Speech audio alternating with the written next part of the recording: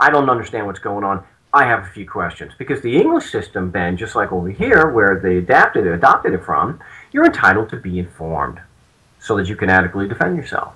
And so one of the strategies, of course, is to bring into conflict and put the judge in a double bind with his own statements. And I don't care where you are. It doesn't matter. We've done this in England with you guys, you know, and you get the same result. So the three questions are, am I entitled to a fair trial?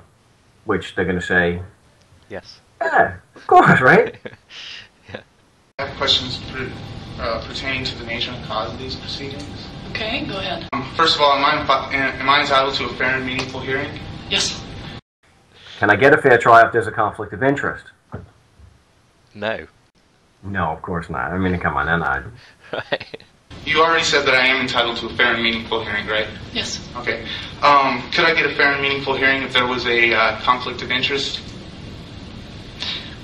I would assume you would argue no. No, I'm asking you what the answer is. I'm not going to argue about it. It's not a matter of making overt accusations. If you're going to make an accusation, don't do it in the form of a statement. Do it in the form of a question, because now it gives, that's your escape. I know it's a linguistic tool, a trick, whatever you want to, but it helps. Right.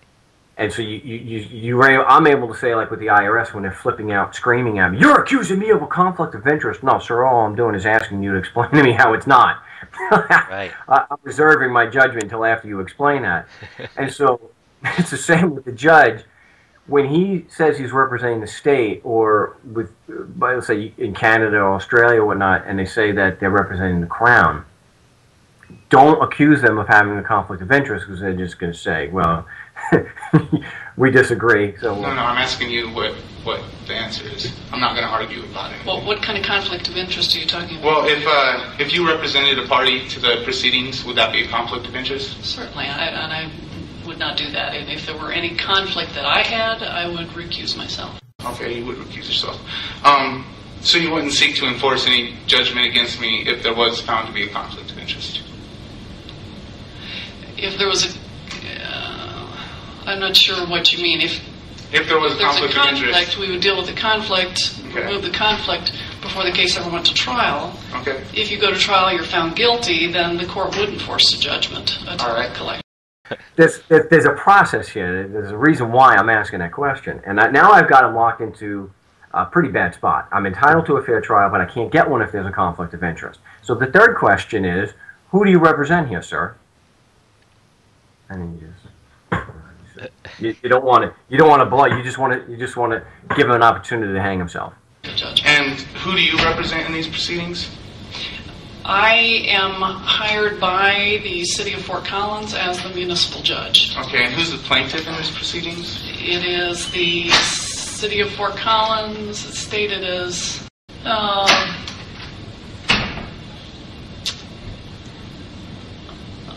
let me see how they specifically has it worded. It's a charge, again, defendant, they allege it's a charge committed against the people of the city of Fort Collins. At the top, it's in Fort Collins Municipal Court and for the city of Fort Collins. So it's the city attorney's office representing the city of Fort Collins in general. So you're being paid by the city, and the plaintiff is the city. And is that not a conflict of interest? Not a conflict of interest. In the county and district court systems, you're going to find a similar situation. It's the taxpayers that are paying the judge, as well as the taxpayers paying the prosecution, which is a public official. So you're saying on the record, the fact that you're getting paid by the plaintiff is not a conflict of interest? I am saying that. I'm going to stop you at this point, because I think this really, a lot of what you're getting at is more appropriate in a motion to dismiss, and I'm going to ask that you do that in writing. Can I just... You can't get a fair trial. I mean, this guy's actually representing the party to the proceeding. Yeah. You can't get a fair trial. I mean, it's that simple. Yeah. So it usually isn't going to progress much further than that. And if it does, you've got grounds to change the judge and go back and file a motion to vacate. Typically, a motion to dismiss like this, I would ask that it be in writing, so I'm going to ask that in this case. Okay. And I'll ask that the bailiff have the clerk go ahead and postpone the arraignment for 2 weeks. Give you time if you want to file a written motion to dismiss. Okay. Prosecutor will respond, and then I'll rule on it. does some of these tickets get thrown out or something, or? It does result in that, because you have the judge in a damned if you do, damned if you don't situation. You have him. See, this is what I think is very critical here.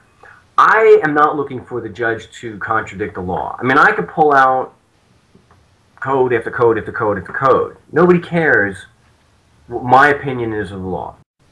People's perception is what counts here, and their perception is he is the legal expert. What he says the law is it. Regardless of what the Constitution or the common law, what that judge says today is the law. Now, someone above him may disagree, and then it'll change. So we don't fight that. He's the only acknowledged legal expert in the room. And so he's in a very bad situation. He wants everybody else to just pay. He wants you out of there. He knows it's a conflict of interest. Yeah. That's why they avoid it. And so I'll be the first to admit, I know there's merit to what I'm doing. That's why he's not going to answer the question, because there is merit and it embarrasses him. But I know out of frustration, it may be just pure frustration why he's throwing it out. I'll take it. And if I do put in a motion to dismiss, do I give it to you and to the prosecutor, or just to the prosecutor? You would file it with the court and give a copy to the prosecutor, and the copy filed with the court should indicate that you have given a copy to the other side, which in this case is the prosecution. Okay. And just one more last time, just so I'm 100% sure about this. You're saying that you are paid by the plaintiff, but that is not a conflict of interest. And I've already answered that question. Can I just get a yes or a no? I'll have you go with the bailiff at this point. We're okay. Going to postpone it. All right. You have a good day. You too. All right. And earlier you mentioned that you know of two specific questions that you could ask that would most likely get a police officer impeached. Would you mind sharing what those questions are? I'm happy to, and this is in one of the videos also. Courts, just a little background so you understand why we're asking this question and why it's so effective. Courts are limited to only hearing a case or a cause of action. It has to be a cause. And so a lot of traffic tickets are civil. And it really doesn't matter if it's civil or criminal, but a lot of them tend to be civil, and that's where most people are going to have it: speeding tickets, or no driver's license, or rolling past the stop, whatever it happens to be. So I'll just use the civil one because it's more common. And you ask the police officer, did you file a valid cause of action against me? Now, they're going to let him answer this, because if he says no, the judge is going to be a little upset, and you just throw it out. So they let him answer this. So it's very. So the next question is the only one you need, and we've had many cross-examinations stop with two questions. Let me tell you, it's pretty easy to show you a denied cross with when you only had two questions. Only one was answered. So the follow-up question to did you file a valid cause of action is how many elements are in a valid cause of action. Now, that's going to cause the judge to just flip out usually. Now, he's going to get upset, let's say that. And he's going to, in his zeal to take what he thinks is your money out of your pocket, he's going to say the witness is not competent to testify, or that calls for legal conclusion. The witness is not here to do that. Well, the first question required a legal conclusion because he said, "I followed a valid cause of action," and so he's impeached as a witness. It just means that his testimony has to be stricken. The judge cannot consider him as a credible witness. It doesn't mean that it always gets thrown out. It would be nice if it did, because almost 100% of the time, at least for me, we've gotten the judge to say it was incompetent. So that's a nice, clean, easy way. Did you file a valid cause of action? And you'll say, yes. How many elements are in the valid cause of action? Now that's going to make the prosecutor, if there is one, the judge is going to come unglued.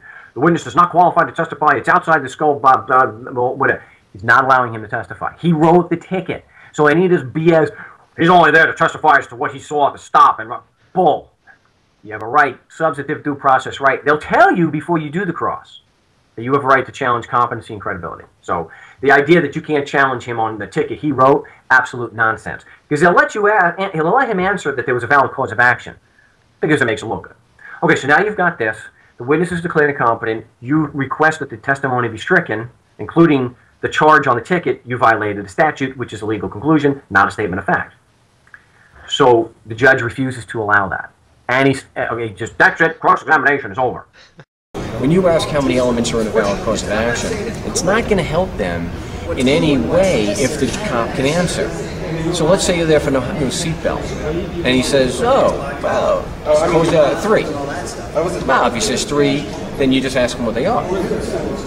So each time he's got his shovel, and each question he answers, he's digging a little bit deeper. So you ask him, well, what are they? And then if he knows, he says, oh, well, that's injury, damage, and redressability. Where are those three elements in the ticket? They're not.